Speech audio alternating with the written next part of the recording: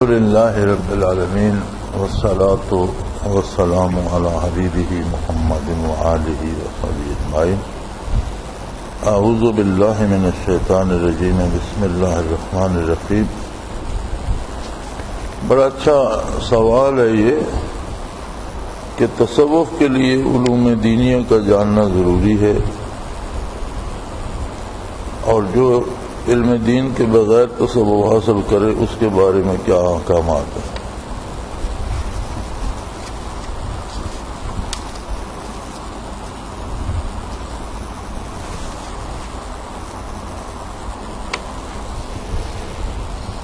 سوال یہ ہے کہ تصوف ہے کیا؟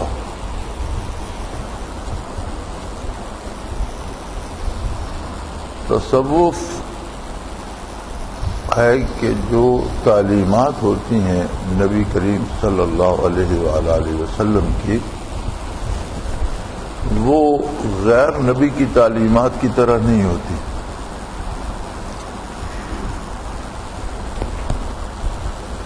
عالم یا کوئی بھی کسی فن کا ماہر، کسی علم کے کسی شعبے کا استاد جو کچھ سکھاتا ہے وہ خبر دیتا ہے، بتاتا ہے اس شعبے کے متعلق۔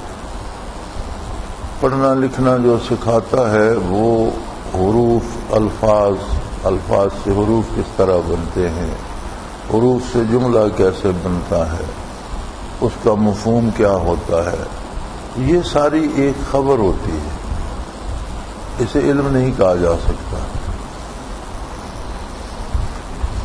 خبر اسے میں اس لیے کہتا ہوں کہ اس سارے کا انسانی کردار پہ کوئی اثر نہیں پڑتا۔ ایک آدمی موٹر مکینک بن جاتا ہے، وہ موٹر کے ہر پرزے کا نام جانتا ہے، اس کا کام جانتا ہے، وہ موٹر کھول جوڑ لیتا ہے، بنا لیتا ہے، خراب ہو جائے درست کر لیتا ہے۔ یہ ساری خبر ہے اس کے پاس، اسے علم نہیں کہا جا سکتا، کیونکہ اس ساری خبر کا اس کی ذاتی زندگی پہ کوئی اثر نہیں پڑتا۔ اس کی سوچ، اس کے ارادے، اس کا کردار اسے یہ متاثر نہیں کرتا۔ اسی طرح کوئی تاریخ پڑھاتا ہے تو وہ تاریخی واقعات کی خبر دیتا ہے، اب بے شمار واقعات آدمی کے علم میں آ جاتے ہیں، لیکن ضروری نہیں کہ ان واقعات کو سننے اور جاننے کے بعد اس کی فکر پہ، اس کی سوچ پہ، اس کے کردار پہ کوئی خاص اثر پڑے یا تبدیلی ہو، کوئی ضروری نہیں ہے۔ جتنے بھی شعبے ہیں علم کے، ان میں جو بھی استاد پڑھاتا یا سمجھاتا یا سکھاتا ہے اس شعبے کے بارے خبر دیتا ہے۔ نبی علم تقسیم فرماتا ہے۔ علم کی خصوصیت یہ ہوتی ہے کہ جو بات بھی اللہ کا نبی بتاتا ہے ان الفاظ میں کیفیات بھی ہوتی ہیں، اور جو بات نبی علیہ الصلوۃ والسلام سے منتقل ہوتی ہے براہ راست اس میں وہ کیفیات ہوتی ہیں، اور آدمی کی سوچ اور فکر اس طرح سے تبدیل ہو جاتی ہے۔ مثلا ایک ایسا معاشرہ جو صدیوں سے بت پرستی کا شکار تھا، یا انکار کفر کا شکار تھا، یا شرک کا شکار تھا، یا لوگوں کی زندگیاں بے لگام تھیں، چوری ڈاکہ جو کچھ کسی سے ہو سکتا تھا کرتا تھا، لیکن نبی کریم صلی اللہ علیہ وآلہ وسلم نے جو بھی تعلیم فرمایا، صدیوں سے شرک چلا آ رہا تھا، حضور نے فرمایا لا الہ الا اللہ۔ اب جس نے قبول کیا اس کے دل کی گہرائی میں یہ بات اتر گئی، اور اس نے محسوس کر لیا کہ اللہ کے بغیر کوئی معبود نہیں۔ اس کی فکر میں بھی یہ بات اتر گئی، اور وہ فکر میں ایسی اتری کہ اس کے عمل میں وہ ظاہر ہو گئی، اور اس نے غیر اللہ کی عبادت کا انکار کر دیا۔ اسی طرح احکام شریعت جو نازل ہوتے گئے، اب ایک معاشرہ صدیوں سے شراب کو پانی کی طرح استعمال کرتا تھا. کوئی ضروری نہیں کہ وہ صرف عیاشی کے لیے شراب پیتے تھے، بلکہ ان کی غذا کا ایک حصہ تھا اور روزمرہ کے مشروبات میں تھا. لیکن جب اللہ کے رسول صلی اللہ علیہ وسلم نے فرمایا کہ شراب حرام ہے تو ایک دم سے سارے معاشرے نے ترک کر دیا.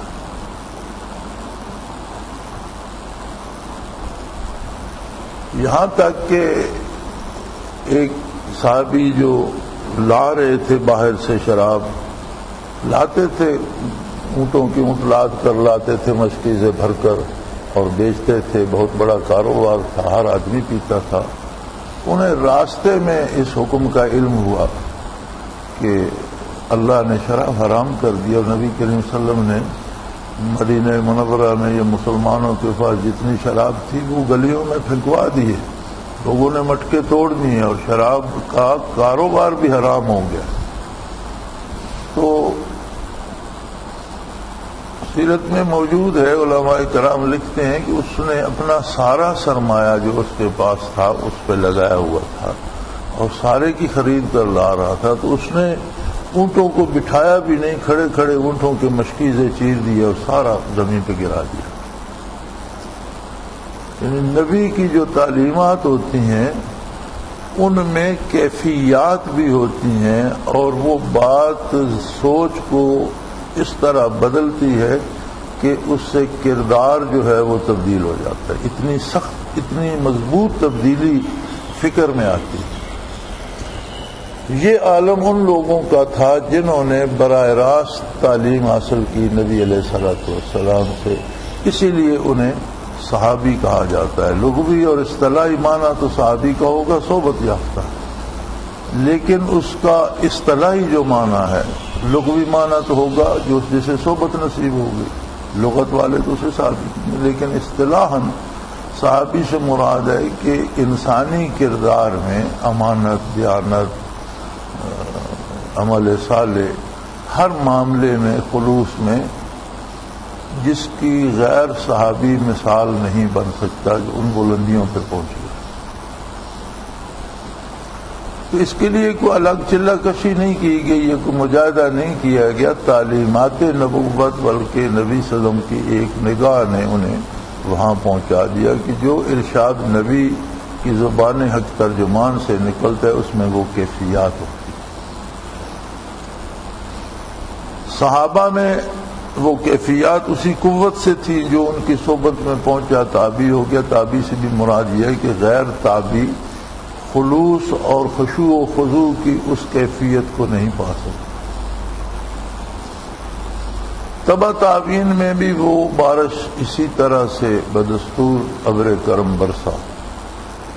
اب جو زمانہ دور ہوتا گیا تو الفاظ اور کلمات تو آگے منتقل ہوتے رہے، لیکن وہ کیفیات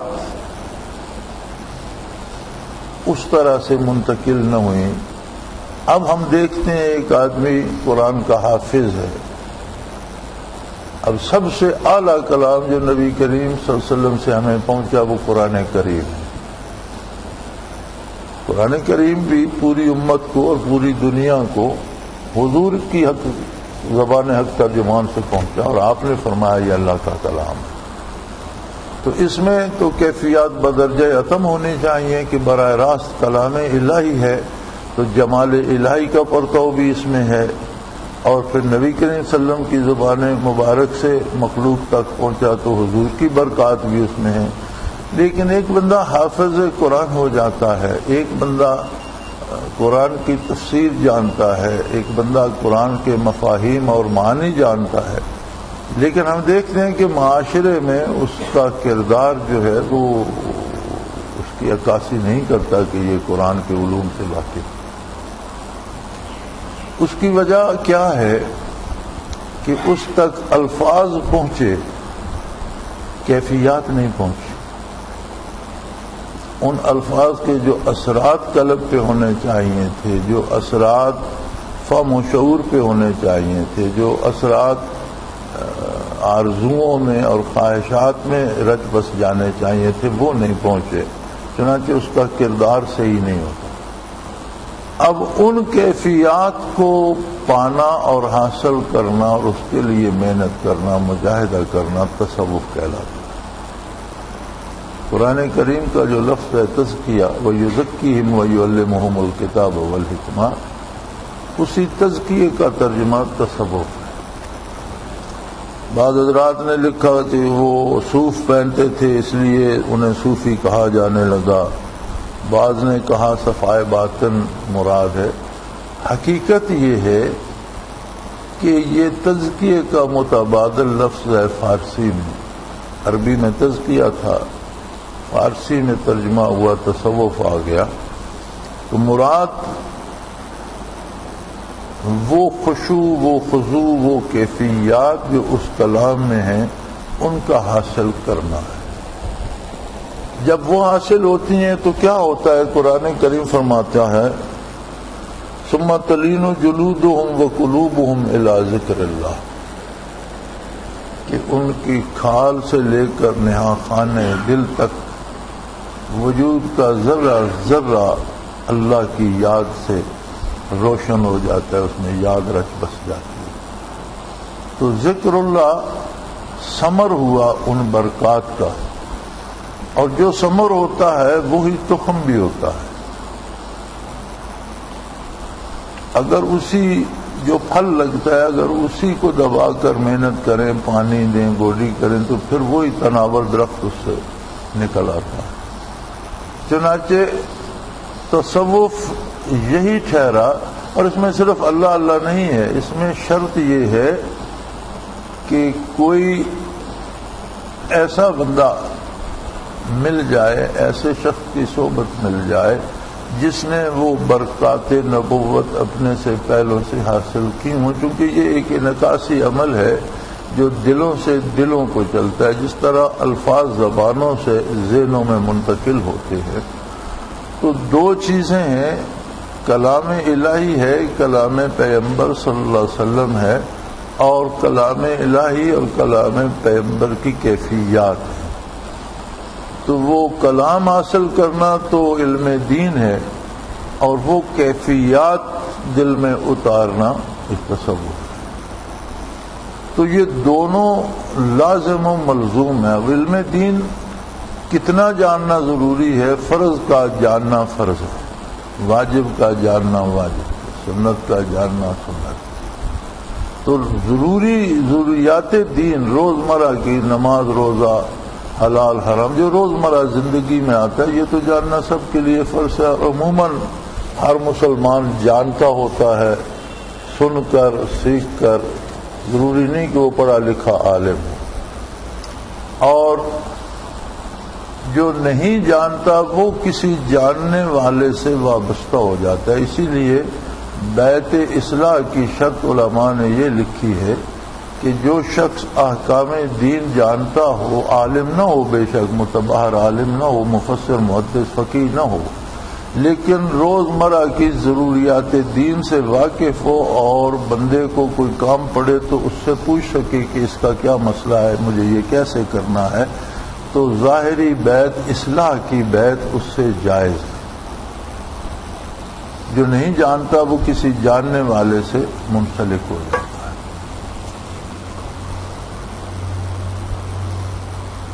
اسی طرح جتنے مشائخ صوفیہ ہیں سارے عالم ہیں۔ ہر صوفی عالم ہوتا ہے، ہر عالم صوفی نہیں ہوتا۔ عالم علوم ظاہری جاننے والا عالم کہلاتا ہے، لیکن اگر اس کے پاس کیفیات باطنی نہ ہوں تو وہ اس کا جاننا علم کے درجے میں نہیں پہنچتا، وہ خبر کے درجے میں رہتا ہے۔ وہ سب کچھ بیان کرتا ہے منبر پہ بیٹھ کر، لیکن خود اس پہ عمل نہیں کرتا، اس لیے کہ وہ خبر کے درجے میں اس کے پاس ہے۔ علم کی خصوصیت یہ ہے کہ جو دل میں گھر کر جائے۔ تو یہ کیفیات خشوع و خضوع کا حصول، اب اس کے لیے پھر وہ شرط ہے کہ کوئی ایسی ہستی ملے جس نے متقدمین سے وہ برکات انعکاسی طور پر حاصل کی ہوں، اسی لیے آپ کو تصوف کے سلاسل ملتے ہیں. جس طرح حدیث کی روایت میں آپ کو راویوں کی ایک فہرست ملتی ہے، اسی طرح ہر سلسلے تصوف میں آپ کو وہ فہرست مشائخ کی ملتی ہے، تاکہ وہ بات حضور اکرم صلی اللہ علیہ وسلم کی بارگاہ تک پہنچتی ہے کہ کس نے حضور سے حاصل کیا، پھر اس سے کس نے حاصل کیا، اس سے کس نے حاصل کیا، اور ہم تک کیسے پہنچا. تو جہاں تک اس کا حصول ہے، قاضی ثناء اللہ پانی پتی رحمۃ اللہ تعالی علیہ نے اپنی معرکۃ الآراء تصنیف تفسیر مظہری میں لکھا ہے کہ ہر مسلمان مرد و عورت پر تصوف کا حصول واجب ہے، اس کے بغیر بات ہی نہیں بنتی. اور صوفی دو حال سے خالی نہیں ہوتا، یا خود عالم ہوتا ہے یا کسی عالم کے دامن سے وابستہ ہوتا ہے. تو دونوں صورتوں میں عمل بالشریعہ آسان ہو جاتا ہے، یا خود جانتا ہوتا ہے، نہیں جانتا ہوتا تو کسی عالم کے دامن سے وابستہ ہوتا ہے. اور تصوف ہے کہ جو علم ہم تک پہنچے اس پر عمل جو کریں ہم، تو وہ محض رسم نہ ہو بلکہ وہ دل کی گہرائی سے اور خلوص کے ساتھ کیا جائے.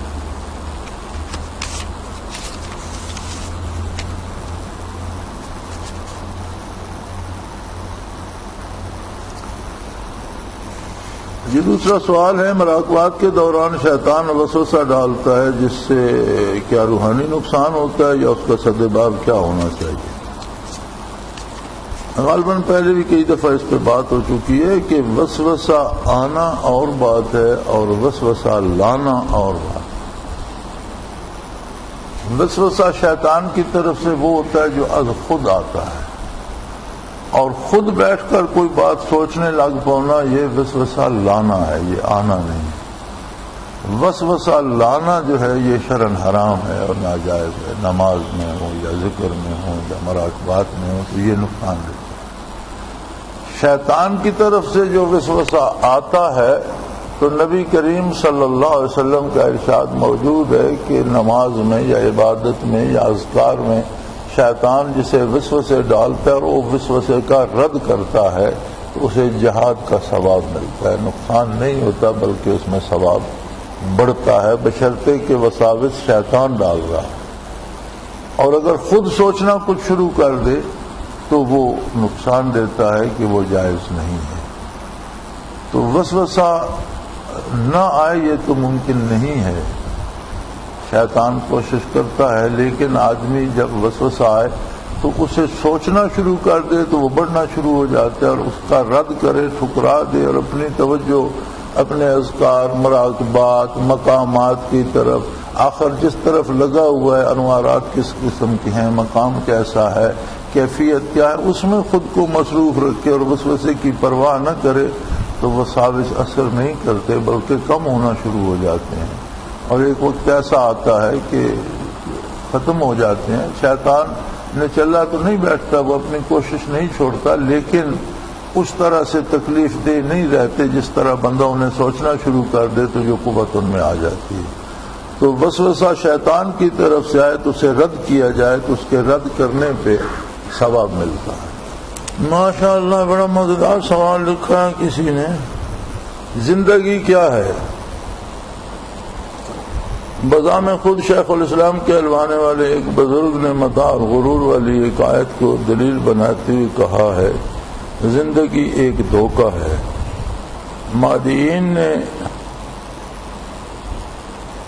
مادین کا نظریہ درج ذیل شعر میں بخوبی بیان کیا گیا. زندگی کیا ہے؟ عناصر میں ظہور ترتیب. موت کیا ہے؟ انہی اجزاء کا پریشاں ہونا. زندگی کے متعلق صوفیانہ نقطہ نظر کیا ہے؟ میں نے عرض کیا کہ تصوف کوئی اسلام سے الگ شے نہیں کہ کوئی صوفیانہ نظریہ کہا جائے، اسے اسلامی نظریہ کہا جائے گا. اور قرآن کریم نے جہاں یہ فرمایا ہے کہ زندگی ایک متاع الغرور یا دھوکہ ہے، تو وہاں انسان کے کردار کی تشریح کی گئی ہے کہ انسان اس فرصت سے دھوکے میں آ جاتا ہے۔ وہ سمجھتا ہے مجھے ہمیشہ یہیں رہنا ہے اور میرے پاس یہی طاقت، یہی جوانی، یہی اقتدار، یہی دولت ہمیشہ کے لیے رہے گی۔ اس نشے میں چور ہو کر وہ اللہ کی نافرمانی کرتا ہے۔ تو یہ جو دھوکہ انسان اپنے آپ کو خود دیتا ہے، اس کے لیے متاع الغرور کا لفظ استعمال کیا گیا، ورنہ زندگی انسانی ایک انتہائی قیمتی امانت ہے اللہ کی اور بہت بڑی دولت۔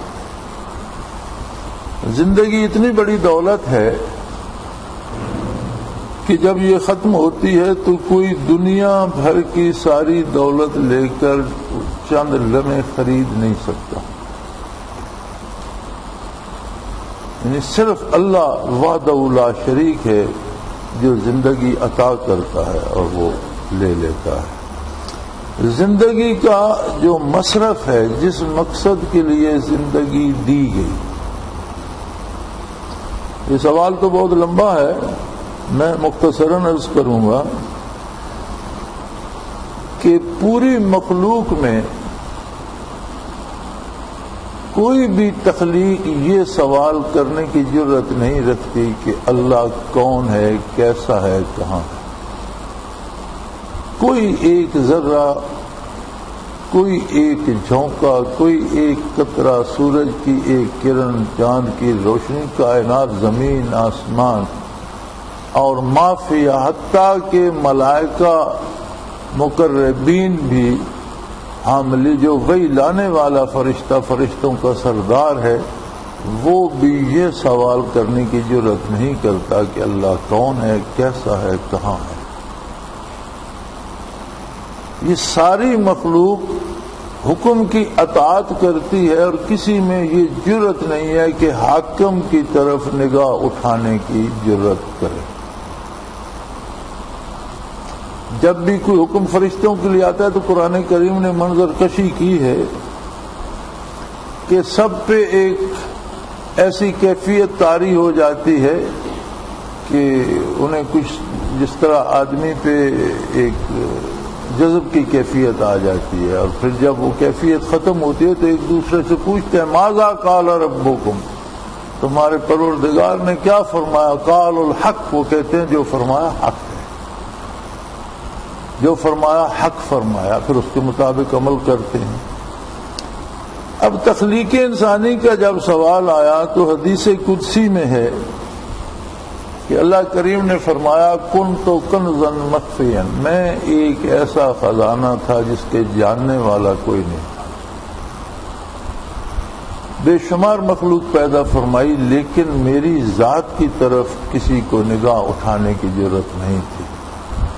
فأحببت ان اعرف، تو مجھے یہ بات بھائی اچھی لگی، پسند آئی کہ کوئی تو میرا ذاتی طور پر جاننے والا بھی، یہ ساری مخلوق تو میرے حکم کی پابند ہے، اس سے ہل جل نہیں سکتے، کوئی ایک ایسی مخلوق بھی پیدا کروں کہ جسے میں اختیار وقتی طور پر دے دوں اور پھر اس کے سامنے اپنا جمال جہاں آرا رکھوں اور وہ مجھ پر فدا ہو کر، میری محبت میں اسیر ہو کر، میری طلب میں گرفتار ہو کر میری اطاعت کرے۔ اب یہ ایک بالکل ہی الگ بات تھی پورے مخلوق کے، ساری مخلوق کے پروگرام سے، ساری تخلیق کے پروگرام سے یہ ایک الگ پروگرام تھا۔ فرمایا فخلقت الخلق، تو میں نے انسانوں کو، مخلوق کو پیدا کر دیا۔ اب انسان کو اللہ کریم نے ایک ایسی استعداد بخشی کہ وہ معرفت الہی کو پا سکتا ہے، اسی لیے نبوت صرف انسانوں میں ہے، دوسری کسی مخلوق کو نبوت سے نوازا نہیں گیا۔ فرشتوں میں بھی کوئی نبی اور رسول نہیں ہے اور دوسری کسی مخلوق، جنوں میں بھی یا باقی مخلوق میں بھی نہیں۔ صرف نبوت کیا ہے؟ کمال معرفت ہے کہ اللہ کو جاننے کا جو انتہائی درجہ ہے وہ نبوت ہے کہ اللہ کیسا ہے، اللہ کی ذات کیا ہے، اللہ کی صفات کیا ہے۔ تو یہ زندگی مستعار جو ہے یہ اللہ نے دے دی کہ انہیں زندگی دے کر اس خوبصورت کائنات میں بھیجتا ہوں. یہ جو دنیا کو بھی کہا جاتا ہے نا، عموماً یہ کہہ دیا جاتا ہے کہ دنیا کچھ نہیں ہے اور یہ دنیا ایسی ہے ویسی ہے. یہ دنیا اس طرح نکمی نہیں ہے جس طرح کہا جاتا ہے. یہ اللہ کی بنائی ہوئی سجائی ہوئی ہے کائنات، اور یہ اتنی خوبصورت، اتنی مزیدار، اتنی رسیلی ہے کہ بندہ اللہ کو بھول کر اس میں کھو جاتا ہے. اور یہی آزمائش ہے کہ دنیاوی لذتوں سے آشنائی بھی دی، قلبی طور پر، ذہنی طور پر، اور فزیکلی جسمانی مادی طور پر، اور اپنی ذات سے آشنائی کی جرت بھی دی. اور نبی اسی چراغ کو لو دکھاتے ہیں کہ جو فطرتاً ہر پیدا ہونے والے کے دل میں ہے. جب وہ اپنا قلب نبی کے سامنے کرتا ہے تو وہ روشن ہو جاتا ہے، اور اس میں معرفت الہی کی روشنی آتی ہے. پھر ہر کوئی اپنی استعداد کے مطابق عظمت الہی سے آشنا ہوتا ہے، جمال الہی سے آشنا ہوتا ہے، اور پھر اس پر قربان ہونے کو جی چاہتا ہے. جیسے صحابہ کرام کی ایک جماعت جو منافقین دھوکے سے لے گئے تھے اور انہیں پھر گھیر کر شہید کر دیا، اور وہ لڑ کر شہید ہوئے. تو ایک شخص جو قاتل تھا اور ایک بہت بڑے صحابی کا قاتل تھا، وہ مدینہ منورہ آیا، اور صحابہ نے دور سے دیکھ کر عرض کی، یا رسول اللہ، فلاں جو ہے منافق جس نے دھوکے سے لے گیا تھا صحابہ کی جان. حضور کو بڑا رنج ہوا اس واقعہ پر، تو وہ آ رہا ہے، اسے قتل کر دیا جائے. تو آپ نے فرمایا جب وہ آ ہی رہا ہے تو اسے میرے پاس آنے دو. تو وہ بارگاہ نبوی میں پہنچا تو حضور نے پوچھا بھی کیوں آیا؟ تو اس کی یا رسول اللہ ایک عجیب بات ہے، اس کا جواب لینے آیا ہوں. میں مجرم ہوں اور میں سمجھتا ہوں کہ مجھے دیکھتے ہی قتل کر دیا جائے گا، لیکن میں یہ چاہتا ہوں کہ اس کا جواب مجھے مل جائے، پھر بے شک مجھے قتل کر دیا. مجھے اس نے بے قرار کر دیا. اہل عرب مشرک تھے، لیکن عظمت کعبہ ان میں نسلاً بعد نسلاً آ رہی تھی، بیت اللہ کا احترام بھی کرتے. پھر وہ جرأت مند لوگ تھے اور جھوٹ پہ اللہ کی قسم نہیں کھاتے تھے. لڑتے بھرتے تھے یا جیسا بھی کردار تھا، لیکن کچھ ان کے اصول تھے، بندے جرأت والے تھے. جھوٹ پہ عموماً قسم نہیں کھاتے تھے. اور پھر کوئی بھی بندہ لبے مرگ کبھی جھوٹ نہیں بولتا تھا کہ میں تو مر رہا ہوں. بھائی بات یہ ہے، وہ کہنے لگا جی جو بندہ میرے ہاتھوں شہید ہوا، میں نے نیزہ مارا اور اس کی پسلیوں کو توڑ کر پیچھے سے پشت سے نیزہ باہر نکل گیا، اور اس کے منہ سے آخری جملہ جو نکلا وہ یہ تھا، فزت ورب الکعبہ. یعنی ایک تو آخری جملہ تھا دم مرگ، پھر اللہ کی قسم تھی اور کعبہ شریف کے حوالے سے تھی کہ رب کعبہ کی قسم میں جیت گیا، میں کامیاب ہوں. تو کہتا ہے میں چکرا گیا، کمال ہے، میں کہتا ہوں میں جیت گیا، میں نے اسے قتل کر دیا، لیکن وہ مرتے وقت رب کعبہ کی قسم کھا کر کہہ رہا میں جیت گیا. اب یہ بات میری سمجھ میں نہیں آتی. میں سمجھتا ہوں کہ اس نے جھوٹ نہیں کہا. عرب کا شاہ سوار ہو، نوجوان ہو اور جنگجو ہو اور دم مرگ، وہ جھوٹ نہیں بولتا. پھر رب کعبہ کی قسم کھا کر تو میں کہتا ہوں اس نے سچ کہا. لیکن یہ بات میری سمجھ میں نہیں آتی کہ یہ اگر یہ سچ ہے تو یہ کیسے سچ ہے. تو حضور اکرم صلی اللہ علیہ وسلم نے اسے اللہ کی ذات، توحید اور اس کے ساتھ تعلق اور اس کی معرفت کے بارے اور اپنی نبوت کے بارے جب ارشاد فرمایا کہ جب یہ آشنائی ملتی ہے تو پھر بندے کا جی چاہتا ہے جو اسے پہچانتا ہے کہ وہ اس حسن پر، اس جمال پر خود کو قربان کرے. تو اس نے خود کو قربان کر دیا. تو اس نے سچ کہا کہ رب کعبہ کی قسم میں جیت گیا، اپنے مقصد کو وہ پا گیا. تو اس نے بھی کلمہ طیبہ پڑھ لیا. اس نے کہا واقعی وہ جیت گیا. تو زندگی معرفت الہی کے حصول کے لیے ہے اور بہت بڑی بامقصد چیز ہے، بہت بڑا مقصد ہے۔ اور زندگی کا جو سپیم ہے یہ بڑا تھوڑا سا ہے، بہت سا عرصہ بچپن لے جاتا ہے اور باقی کا عرصہ بڑھاپا لے جاتا ہے۔ بچپن اور بڑھاپا ومن نعمر ننقص فی الخلق، وہ تخلیق میں لوٹا دیا جاتا ہے۔ بڑھاپے میں بندہ بچے کی طرح ہو جاتا ہے، اٹھتا ہے تو گر پڑتا ہے، چل نہیں سکتا، ٹیڑھا میڑھا چلتا ہے، کچھ کھا لے تو ہضم نہیں ہوتا، بات بات پہ ضد کرتا ہے، تکرار کرتا ہے، سوچ ایسی ہو جاتی ہے، فکر ایسی، باتیں بھولنے لگ جاتی ہیں، ایک بات 6 دفعہ بتاؤ پھر یاد نہیں رہتی، تو وہی وہ تخلیق میں الٹا دیا جاتا ہے۔ تو درمیان میں جو تھوڑا سا وقت چند سال بندے کے پاس ہوتے ہیں، جو کام کرنے کی قوت اس میں ہوتی ہے اور اس بات سمجھنے کی جو ہوتی ہے، تو وہ تھوڑا سا عرصہ ہوتا ہے حصول معرفت الہی کے لیے۔ اور اگر ان تھوڑے سے عرصے میں وہ اللہ کی عظمت سے آشنا ہو جائے اور خود کو اس کی مرضیات میں ڈھال لے، تو زندگی اتنی قیمتی دولت ہے کہ اس تھوڑے سے عرصے کے بدلے اس نے ہمیشہ کے لیے اللہ کے قرب کو اور اللہ کی رضا کو پا لیا۔ اور جسے ہم تھوڑا سمجھ رہے ہیں، اگر اسے ضائع کر دیا اور خدا نہ خواستہ اللہ سے نا آشنا ہو کر اور گمراہ ہو کر دنیا سے گیا، تو ان چند سالوں کو ضائع نہیں کیا بلکہ دائمی ابدی زندگی کو ہمیشہ کے لیے ضائع کر دیا۔ اب اس حوالے سے زندگی کی قیمت دیکھیں تو ایک ایک لمحے کی قیمت کا احساس ہوتا ہے، اندازہ ہوتا ہے کہ یہ کتنا بڑا سرمایہ ہے اور اللہ کی کتنی بڑی نعمت ہے۔ ایک ایک سجدہ، ایک ایک لمحے کا ذکر، ایک ایک آیت کی تلاوت، درود شریف کا ایک ایک نغمہ، اور اس کی قیمت کا اندازہ تب ہوتا ہے جب اخروی ثواب اور اخروی اجر اور اللہ کے قرب کو اس کے ساتھ ملا کر دیکھیں تو پتہ چلتا ہے کہ ہم نے کام تو کچھ بھی نہیں کیا، تو بڑا تھوڑا سا عرصہ تھا، ہمارے پاس ایک ایسا وجود تھا جس کی قوتیں بڑی محدود اور بڑی تھوڑی تھیں۔ گرمی آتی تھی تو تڑپ جاتا تھا، سردی آتی تھی تو تڑپ جاتا تھا، ایک وقت کا کھانا نہیں ملتا تھا تو بے قرار ہو جاتا تھا، چند گھنٹے پانی نہیں ملتا تو اس کی قوت برداشت سے باہر ہو جاتی تھی۔ تو اتنا کمزور وجود اور ایسی عارضی سی زندگی کہ جس کے ساتھ موت جڑی ہوئی ہے۔ نیند بھی تو موت کی بہن ہے، نبی کریم صلی اللہ علیہ وسلم نے فرمایا کہ نیند تو موت کی بہن ہے، اور یہ زندگی کے ساتھ اس طرح پیوست ہے کہ بندہ روزانہ نیند پوری نہ کرے تو وہ جاگ بھی نہیں سکتا۔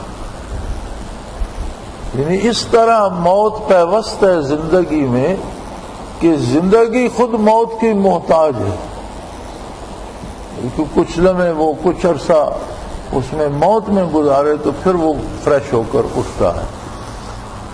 تو اگر اس وقت کو جو نیند کی نظر ہو جاتا ہے اس کو درمیان میں سے نکال دیں تو باقی بچتا کیا ہے؟ بچپن بھی گیا، بڑھاپا گیا، جوانی کے جو چند برس بچے ان میں سے آدھا وقت نیند میں راتوں میں گزار دیں تو پیچھے کتنا سرمایہ بچتا ہے۔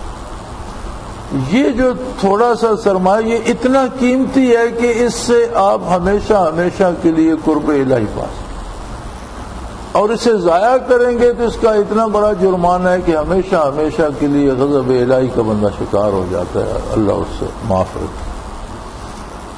تو اس اعتبار سے زندگی کا ایک ایک لمحہ انتہائی قیمتی ہے۔ میں ایک دن میرے منیر دیکھ رہا تھا، پیر میر علی شاہ رحمۃ اللہ تعالی علیہ کی سوانح جو انہوں نے مرتب کی، اس کا نام میر منیر ہے، تو اس میں ان کی محافل کا ذکر بھی ہے۔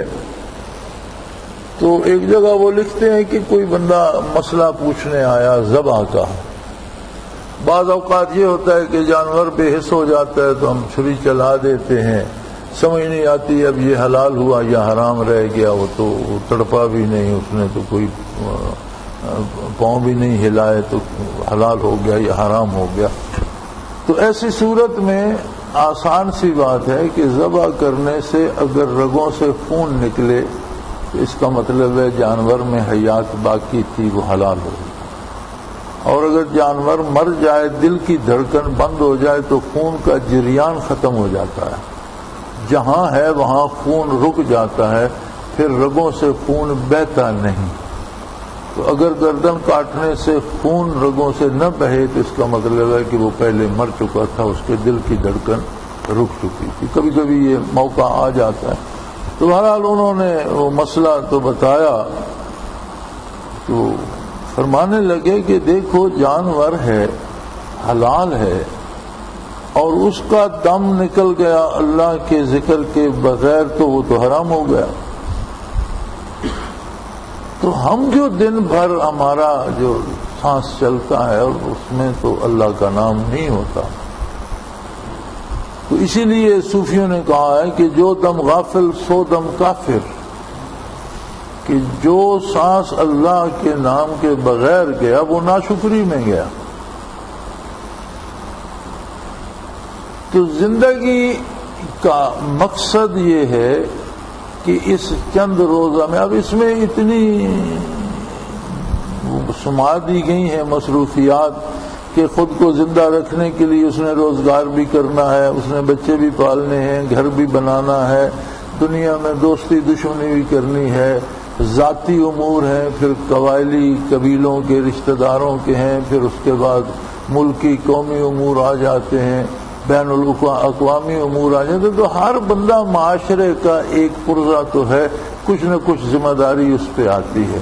تو یہ اتنی گنجلک مصروفیات میں الجھا کر معرفت الہی کیسے حاصل ہو؟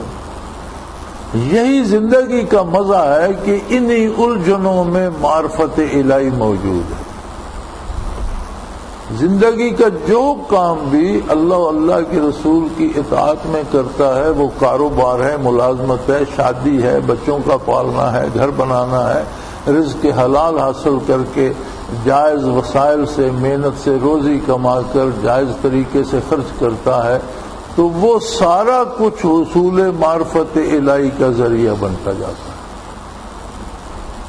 معرفت الہی کے لیے ضروری نہیں ہے کہ چھوڑ چھاڑ کے بیٹھ جائے اور صرف اللہ اللہ کرتا رہے تو معرفت الہی آ جائے گی، نہیں، بلکہ بھرپور زندگی گزارنا مقصد ہے اسلام کا، کہ جو جو ذمہ داریاں اللہ نے دی ہیں ان سب کو ادا کرے اور سب کو اللہ کے حکم کے مطابق ادا کرے۔ جیسے قرآن کریم نے صحابہ کبار کا ذکر فرماتے ہوئے فرمایا، تراہم رکعا سجدا، اے مخاطب تو انہیں جب بھی دیکھے گا انہیں رکوع و سجود میں پائے گا۔ اب عجیب بات ہے کہ صحابہ کرام کی حیات مبارکہ جب ہم دیکھتے ہیں تو وہ تو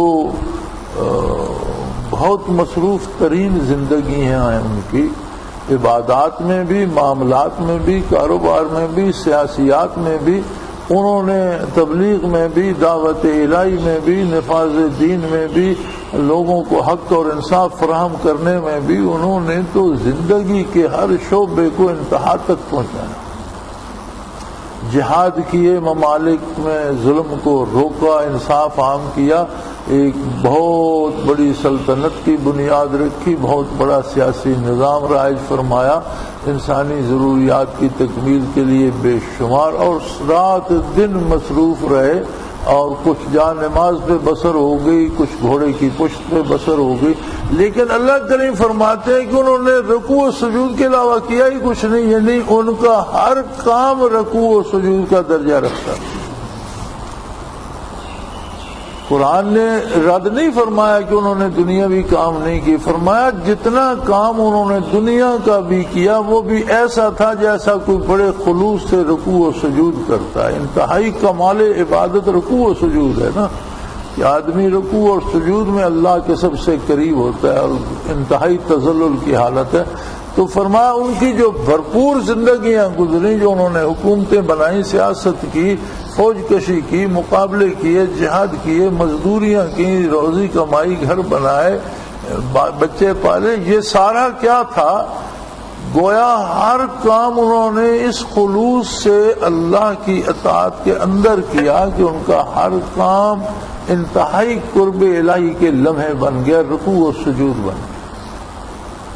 تو اس نظر سے دیکھیں تو زندگی بہت قیمتی ہے، ایک ایک لمحہ اتنا قیمتی ہے کہ جو لمحہ نکل جاتا ہے وہ واپس نہیں آتا۔ اب یہ میٹیریلسٹ جو ہیں یا مادہ پرست جو ہیں، ان کا یہ کہنا زندگی کیا ہے عناصر میں ظہور ترتیب، موت کیا ہے وہ نہیں اجزاء کا پریشان ہونا، بات تو درست ہے، اس اعتبار سے تو درست ہے کہ چند عناصر ایک خاص ترتیب سے ملتے ہیں تو حیات پیدا ہو جاتی ہے، اور وہ منتشر ہوتے ہیں تو حیات ختم ہو جاتی ہے۔ لیکن یہ عناصر کیا اتنا شعور رکھتے ہیں اور ان میں یہ ادراک ہے کہ ہم اس طرح ملیں تو زندگی بنے گی؟ اور اگر نہیں رکھتے تو اس کا مطلب ہے کوئی ان عناصر کو ملاتا ہے اور ان میں زندگی پیدا کرتا ہے۔ زندگی کیا ہے عناصر میں ظہور ترتیب، لیکن یہ ترتیب دیتا کون ہے؟ از خود تو ترتیب کہیں نہیں آتی۔ آپ یہاں چارپائیوں کرسیوں کا ڈھیر رکھ دیں ایک کمرے میں تو کیا وہ خود سے ترتیب میں آ جائیں گی؟ کوئی ترتیب تو دے گا۔ عناصر آئے کہاں سے؟ چارپائیاں کرسیاں آپ بنوائیں گے، خریدیں گے تو رکھیں گے۔ عناصر کو کسی نے پیدا کیا تو آئے، ان میں یہ خصوصیت کسی نے پیدا کی۔ اب تو سارا کھیل دنیا کا عناصر ہی کی ترتیب ہے کہ وہی ذرات، وہی عناصر، وہی ایک ترتیب سے ملتے ہیں تو ایک درخت بن جاتا ہے، دوسری ترتیب سے ملتے ہیں تو دوسرا درخت بن جاتا ہے۔ اب تو آپ کی زراعت بھی یہ سمجھتی ہے کہ گندم کی فصل بوئی جائے تو اس کے عناصر گندم کے اور ہیں، اور گندم کی فصل اٹھا کر اسی زمین میں ہم مونگ پھلی کاشت کر دیتے ہیں تو وہ زمین تھکی ہوئی نہیں ہوتی، فریش ہوتی ہے، اس لیے کہ جو اجزاء مونگ پھلی کو چاہیے وہ گندم نے اس میں سے نہیں حاصل کیے ہوتے، لہذا اس میں وہ اجزاء موجود، وہ فصل بھی ہو جاتی ہے۔ تو اس کا مطلب ہے کہ یہ عناصر میں رنگا رنگی کسی نے بنائی کہ کس عنصر سے کیا بن سکتا ہے، پھر اس کو ترتیب وہ خود دیتا ہے، اور اس ترتیب کو بگاڑتا بھی وہی ہے جو بناتا ہے۔ تو مادہ پرستوں کا یہ شعر خود اس بات پہ دلالت کر رہا ہے کہ اللہ ہے، وہ ہر چیز پہ قادر ہے، اس نے عناصر بنائے، عناصر میں خصوصیات رکھی، انہیں ترتیب دیا تو زندگی بن گئی، اور انہیں بکھیر دیا تو بدن منتشر ہو گیا، روح الگ ہو گئی۔ تو یہ شعر تو خود اس کی قدرت پہ دلیل دے رہا ہے کہ عناصر از خود کسی نے بنائے تو بنے، ان میں وہ اوصاف زندگی والے کسی نے رکھے تو وہ بنے، پھر انہیں ایک ترتیب کسی نے دی تو اس ترتیب میں آئے، اور اس ترتیب کو کسی نے منتشر کیا، کسی نے بکھیرا تو وہ بکھرے۔ تو زندگی کیا ہے عناصر میں ظہور ترتیب، اور موت کیا ہے وہ نہیں اجزاء کا پریشان ہونا۔ لیکن سوال یہ ہے کہ جنہیں زندگی کی لذت نصیب ہوئی اور جنہوں نے زندگی کو زندگی کر کے جی لیا، ان کے عناصر تو پریشان ہوتی ہی نہیں۔ روح الگ ہو جاتی ہے، موت وارد ہو جاتی ہے، لیکن صدیوں بعد زمین سے جسم نکلتا ہے تو تر و تازہ ہوتا ہے۔ اب اس جسم میں بھی تو وہی عناصر تھے کہ جو دوسرے جسم ہے کہ جسے مرنے کے بعد 12 گھنٹے 15 گھنٹے یا 20 گھنٹے گزر جائیں تو وہ گلنے سڑنے لگ جاتا ہے۔ اجزاء تو وہی تھے، عناصر تو وہی تھے، لیکن یہ کیا کہ اس صدی کے بھی آخر میں چین کے صحراء میں سے صحابہ کرام کی وجود برآمد ہوا، تر و تازہ تھے۔